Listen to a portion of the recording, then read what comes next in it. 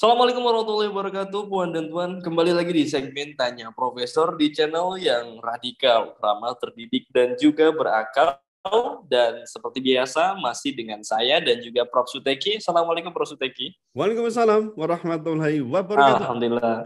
Prof. Suteki, kita ini beberapa kali mendapati komentar soal pembahasan tentang JHT. Ya. Iya. Prof, bahas JHT dong, ya. Jaminan hari tua ya. Iya. Nah, sekarang insya Allah kita bahas. Pertama-tama saya ingin menampilkan satu berita, Prof, dari CNBC ya. Jadi menakar buka-bukaan dana JHT, menakar buka-bukaan dana JHT baru cair saat pensiun 56 tahun. Nah, saya cuplik di bagian akhir mau ke tengah ya. Dalam paragraf itu dinyatakan Dian berkata, aturan baru soal JHT akan mulai berlaku pada 4 Mei 2022 atau 3 bulan setelah diundangkan. Nantinya, sesuai aturan tersebut, peserta JHT hanya bisa mencairkan haknya ketika memasuki usia pensiun atau 56 tahun. Ya. Nah, Prof, ya, jadi muncul banyak respon kecurigaan ya, dari rakyat soal penahanan dana JHT BP Jam Sostek ini sampai usia 56 tahun. Kalau tinjauan dari segi hukum soal JHT ini seperti apa, Prof, menurut jenengan? Soal JHT itu atau JHT BP Jam Sostek gitu ya, itu sebenarnya kan bernaung di bawah Undang-Undang Ketenagakerjaan yang termasuk salah satu undang-undang yang diubah atau dilakukan perubahan di dalam Undang-Undang Cipta Kerja ya atau Omnibus Law 2020 itu. Nah, sementara kita kan tahu bahwa Undang-Undang Ciptaker itu dinyatakan oleh MK sebagai undang-undang yang inkonstitusional bersyarat. Artinya kita harus menunggu itu ada perbaikan dalam waktu 2 tahun. Dan ada amar MK juga yang berbunyi bahwa pemerintah tidak boleh membuat kebijakan yang berdampak strategis dan meluas terkait dengan hal-hal yang diatur dalam Undang-Undang Omnibus Law 2020 Ciptaker ya. Betul. Nah, jadi mestinya dalam hal ini pemerintah, termasuk menteri ya, itu tidak menerbitkan kebijakan tentang kebijakan yang dampaknya itu meluas ya, kemudian strategis ya, termasuk di sini adalah tentang JHT ya, terutama persoalan bagaimana bisa dicairkan itu ya setelah usia 56 tahun itu. Nah, kalau kita simak di pasal 2 Permenaker nomor 2 tahun 2022 ya, ini mengatur tentang perubahan ini ya, mengenai pengambilan dan juga tata cara pengambilan JHT ini, dijelaskan kalau manfaat JHT dibayarkan kepada peserta apabila mencapai usia pensiun, mengalami cacat total yang tetap, kemudian atau meninggal dunia. Nah, lalu di pasal 3 itu diterangkan kalau manfaat JHT bagi peserta yang mencapai usia pensiun sebagaimana dimaksud pada pasal 2 huruf A diberikan kepada peserta pada saat mencapai usia 56 tahun. 6 tahun, ya.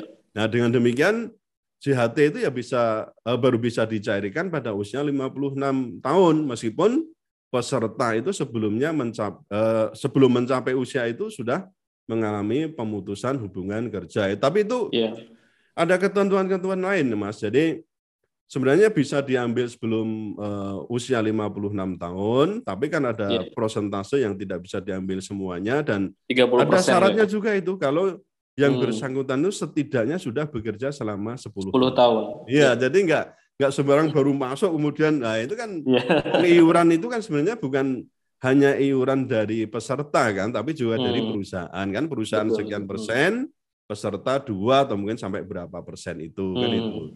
Nah, tapi prinsipnya begini, JHT itu merupakan hak buruh sebagai dana tabungan pekerja ketika mereka terkena, terutama terkena tadi ya ada misalnya apa tadi Mas, meninggal dunia ya, cacat tetap atau pensiun tadi gitu. Nah, kalau dilihat dari filosofinya kita harus juga meluruskan ini ya, dalam arti ini Mas supaya netizen juga paham gitu ya. Filosofi program JHT itu kan jaminan sosial jangka panjang yang menjadi jaring pengaman pekerja atau buruh ketika peserta tadi mencapai pensiun atau peserta tidak bisa bekerja kembali karena tadi cacat total tetap atau peserta meninggal dunia. Jadi ya prinsipnya ketika memasuki masa tua atau tadi ada kejadian lain itu ya ada dana yang bisa untuk memenuhi kebutuhan hidupnya gitu. Nah, betul. Kemudian bagaimana kalau untuk pekerja yang ter-PHK? Ini kan ada skema perlindungan sendiri, Mas. Ada program namanya ya program jaminan sosial itu namanya jaminan kehilangan pekerjaan. Nah, ini yang di Undang-Undang Cipta Kerja itu kan muncul itu, ada jaminan kehilangan pekerjaan atau istilahnya JPK. Nah, ini pelindungannya juga diberikan secara komprehensif, baik secara jangka pendek maupun jangka panjang. Nah, bedanya apa dengan JHT? Kalau JHT itu kan diberikan ya memberikan pelindungan jangka panjang, tapi dengan manfaatnya berupa uang tunai. Nah, sedangkan jaminan kehilangan pekerjaan itu memberikan pelindungan jangka pendek berupa manfaatnya berupa uang tunai bisa, lalu ada akses informasi pekerja dan juga pelatihan kerja kan gitu. Jadi sebenarnya skema JHT dan JKP itu mesti harus dipahami oleh semua pihak dan cuma yang di sini kan kesalahan permen yang sekarang itu dikeluarkan pada saat Undang-Undang Cipta Kerja yang menaunginya itu dinyatakan inkonstitusional bersyarat gitu kan. Nah, akhirnya kan kebijakan ini sebenarnya kalau kita lihat ya ini kebijakan yang mempunyai dampak strategis dan luas yang sebenarnya itu dilarang oleh Mahkamah Konstitusi kan gitu. Oke, baik. Oke, jelas ya. Jadi duduk perkalanya seperti itu ya. Ya, betul. Iya. Prof, kalau saya lihat ya, jadi pihak pemerintah ini kan juga mengklarifikasi Prof ya, bahwa salah satunya ya isi klarifikasi itu bahwa dana itu akan aman, kemudian dananya itu tidak akan dipakai, tapi bisa dikembangkan secara konvensional, itu kata-kata mereka ya. Sementara ada ketakutan masyarakat ya bahwa lah kasus jiwasraya itu gimana gitu loh. Dan karena kasus jiwasraya itu kan menjadi salah satu contoh bahwa jaminan aman itu agak meragukan, nggak bisa dipegang gitu. Karena masyarakat itu kalau saya baca ya di banyak komentar itu takut ya, dana yang disisihkan puluhan tahun itu lenyap dan nggak ada yang mau bertanggung jawab. Ya, ini sedalam pandangan kasus ini gimana Prof? Jenengan melihat? Kalau saya melihat kekhawatiran itu sangat mungkin, mengingat ada peluang dana publik itu yang ya konon juga dipakai oleh pemerintah untuk investasi. Tapi tadi catatannya kan aman, ya gitu kan? Apakah itu nanti dalam bentuk SUN atau mungkin dalam bentuk investasi di pasar modal atau apa ya? Yang jelas pemerintah sebenarnya menjamin aman gitu.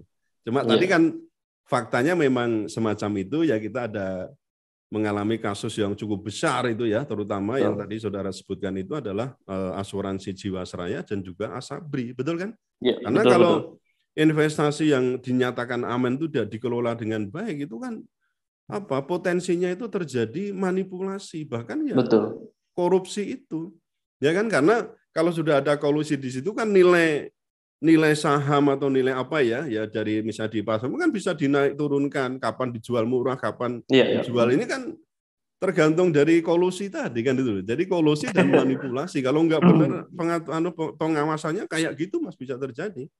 Maka kekhawatiran itu saya kira juga tidak salah ya, artinya juga cukup berdasar tetap ya. Nah, kalau ada klaim pemerintah bahwa dana JHT itu aman, ya harus diuji dan dibuktikan gitu kan. Nah, siapa ini yang bisa menguji? Ya tentu mungkin ada lembaga audit independen kan itu Mas. Ada ahli investasi, ada ahli hukum investasi kan begitu. Jangan klaim sepihak maksud saya. Kalau perlu ya, ini di audit independen. Kan ada toh, itu ada kantor-kantor auditor independen itu kan ada. Nah, kenapa kita tidak mencoba untuk itu gitu?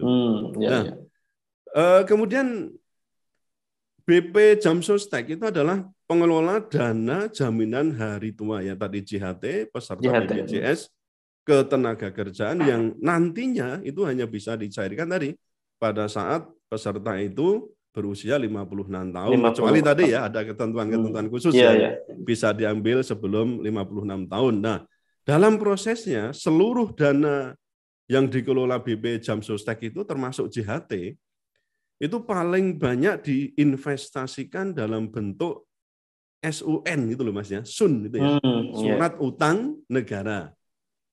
Nah, rinciannya begini, saya baca di pemberitaan itu, per 31 Desember 2021, seluruh dana dari peserta BPJS Ketenagakerjaan dialokasikan ke deposito dengan porsi 19%.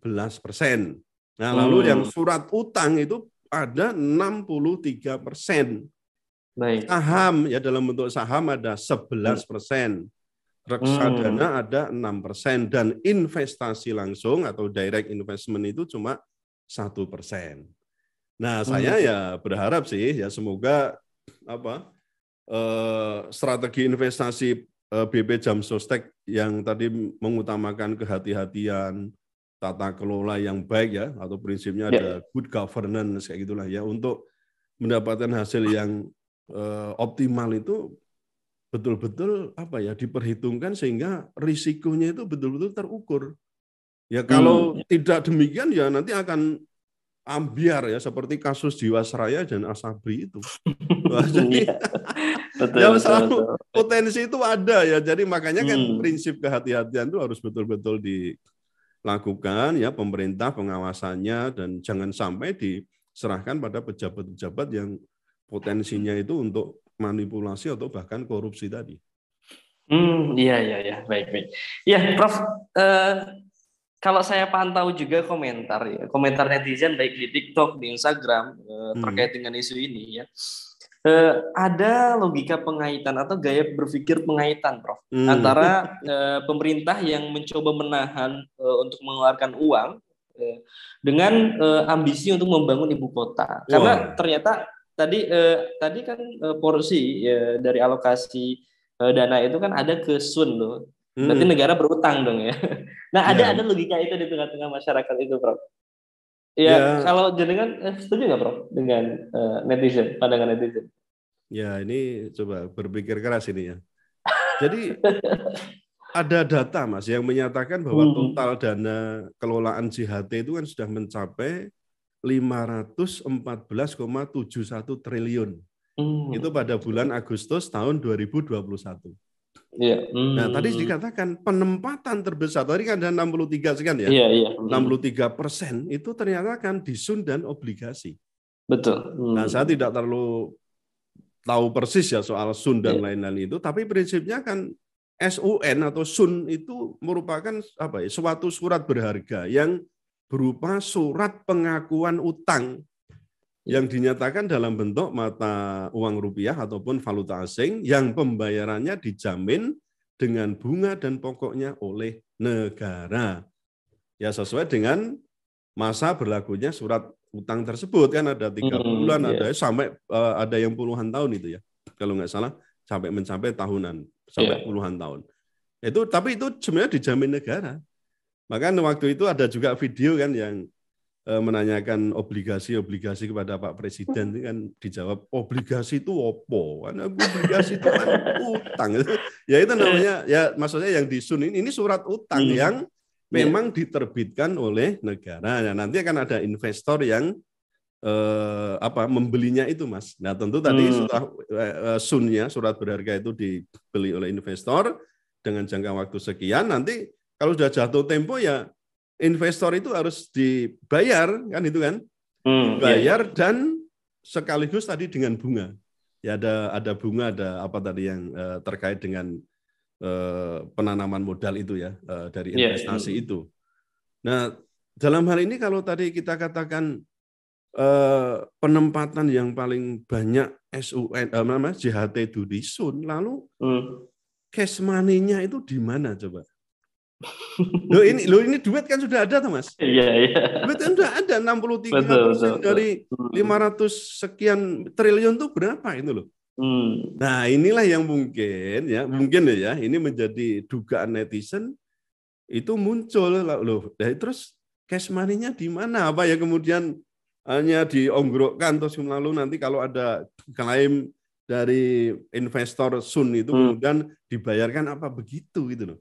Maka kalau mau dikait-kaitkan ya semua bisa terkait. Artinya dana ini kan juga bisa dalam tanda kutip ya, bisa jadi dipakai dulu untuk mendanai proyek pembangunan IKN. Itu namanya dugaan ya, tentu belum tentu benar ya. Tentu ini ya lagi-lagi harus ada ahli yang mengaudit ya, ahli yang independen maksud saya ya, ada lembaga auditor namanya independen itu yang bisa membeberkan bahwa ini loh uangnya itu di sini jelas gitu, sehingga rakyat atau khususnya yang kita main di medsos ini netizen tuh nggak ragu-ragu bahwa ini uangnya namanya aman kan itu. Oke. Baik ya. Terjawab ya. Prof, tapi saya juga menarik nih nemu komentar yang agak nyeleneh ya. Komentarnya gini ya. Kenapa sih demen banget bikin kebijakan yang memancing huru-hara? Iya. Sebenarnya kalau saya ingin tanyakan ke jenengan itu, sebetulnya tata cara mengeluarkan kebijakan baru atau merevisi kebijakan lama itu seperti apa, Bro? Wah, iya. Memang menurut saya ya, semua pejabat publik itu harus memahami, kalau dalam bahasa hukum kami ya dipelajari itu namanya ilmu law and public policy. Kalau mungkin di ilmu pemerintahan mungkin tentang kebijakan publik saja ya, mungkin itu ya. Nah, kebijakan publik itu bisa berupa ucapan, sikap, hingga peraturan yang memiliki latar belakang dan dampak tertentu, Mas. Ada latar belakang, ada dampak. Nah, sehingga seorang pejabat publik itu harus tahu betul tentang analisis dampak kebijakan. Loh, saya juga belajar orang hukum karena saya belajar tentang law and public policy juga.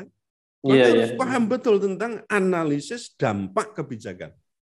Nah, apalagi MK dalam hal ini kan sudah memberikan warning tuh agar dalam masa perbaikan Undang-Undang Cipta Kerja itu pemerintah tidak membuat kebijakan yang berdampak strategis dan luas. Nah, artinya apa? Ya jangan menerbitkan kebijakan yang membuat huru-hara. Kan itu kan ini huru-hara kan berarti dampaknya kan strategis dan luas itu. Betul. Nah, di samping itu, Mas, jadi pejabat publik itu juga harus tahu legal drafting.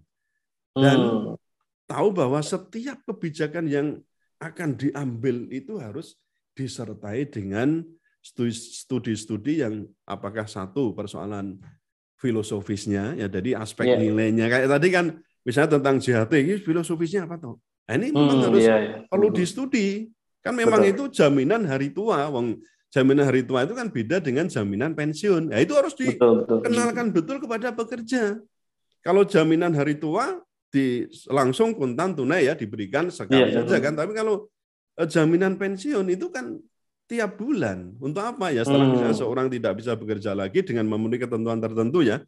Kalau pegawai kan tetap juga ada ketentuan minimal berapa nanti akan bisa menerima dana maksud saya jaminan pensiun itu setiap bulan kan itu kan sampai yang bersangkutan itu meninggal dunia atau mungkin pada janda atau dudanya kan ada sampai meninggal dunia juga kan gitu. Ini harus betul-betul nilai filosofisnya harus dikemukakan supaya para pekerja atau buruh itu paham betul bahwa ini loh bedanya antara JHT, ada JKP, ada JP, ini begini. Ini kalau kadang-kadang disamakan ya repot gitu ya. Nah, itu yang pertama. Lalu yang kedua harus juga studi secara yuridis. Apakah ini kebijakan ini bertentangan enggak ini menyamping maupun ke atas. Maka ada pembelajaran persoalan apa? Sinkronisasi peraturan hukum. Apakah itu yang horizontal berarti antar sesama permen atau yang ke atas itu berarti dengan istilahnya vertikal tadi, sinkronisasi vertikal. Ini bertentangan tidak dengan peraturan perundang-undangan di atasnya. Nah, yang ketiga tidak kalah pentingnya adalah persoalan studi yang sifatnya sosiologis. Kita harus ngerti faktanya, impact-nya, analisis dampaknya macam mana. Itu harus betul-betul studinya itu empirik, ya, empirik ataupun juga yang non empirik harus dilakukan. Nah, agar apa? kebijakan itu memperoleh namanya legitimasi. Akhirnya apa? Ya tidak menimbulkan penolakan, apalagi kok huru-hara kan gitu kan. Oh ini memang normalnya demikian, nggak gampang itu. Asal mengeluarkan kebijakan ya tanpa studi yang ketiga macam tadi, pasti akan menimbulkan justru bukan penerimaan tapi justru penolakan bahkan huru-hara tadi. Menarik ya, luar biasa. Ternyata kompleks ya. Oh betul Mas, kompleks sekali. JHT dan kebijakan baru gitu. Ya, baik Prof. Suteki, terima kasih, dan juga Puan dan Tuan, terima kasih yang sudah menonton sampai di pertanyaan keempat ya. Tetap stay tune di channel Prof. Suteki ya. Jangan lupa untuk like, comment, share, dan juga subscribe channel ini karena kita akan senantiasa mengulas isu-isu viral secara radikal, ramah, terdidik, dan juga berakal. Baik, terima kasih Prof. Suteki, terima kasih Puan dan Tuan. Assalamualaikum warahmatullahi wabarakatuh. Waalaikumsalam warahmatullahi wabarakatuh.